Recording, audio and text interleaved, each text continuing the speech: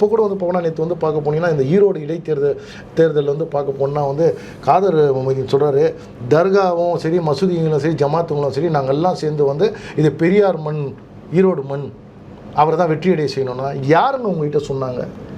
யார் உங்கள்கிட்ட சொன்னாங்க சார்? நான் கேட்குறேன். இஸ்லாமியர் வந்து நாங்கள் ஓட்டு போகிறோன்னு சொன்னாங்களா?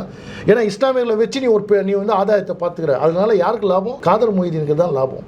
அவர் அவங்க குடும்பத்துக்கு தான் லாபம். இதனால வந்து இஸ்லாமியர்கள் எப்படி லாபம்? இனி வக்கு சொத்தை நான் அதை தான் கேட்குறேன். வக்கு சொத்தை வந்து உங்கள் வீட்டு சொத்தாச்சு நீ வந்து பாவிச்சுட்டு அப்புறம் வந்து இது இஸ்லாமியர்கள் எதிராகனா நான் எப்படி ஏற்றுப்பேன்? என்ன இது இருக்க ஒரு பலனும் அடையிலையே, அப்புறம் என்னத்துக்கு நீங்கள் போராட்டம் ஆர்ப்பாட்டத்துக்கெல்லாம் வந்து நான் போய் கலந்துக்கணும்? இதுக்கு பின்னாடி யார் இருக்கிறா?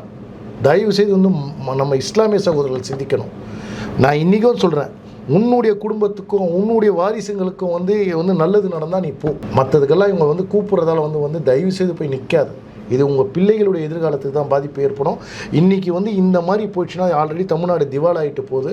இன்றைக்கி வந்து பார்க்க போனால் வக்குடைய சொத்து எல்லாமே வந்து பார்ப்போம்னா திமுகவும் அதிமுகவும் தான் அதை அபகரிச்சிருக்கிறாங்க. இதனால் வந்து பார்க்க போனால் இன்றைக்கி பலனும் வந்து அவங்களுக்கு தான்.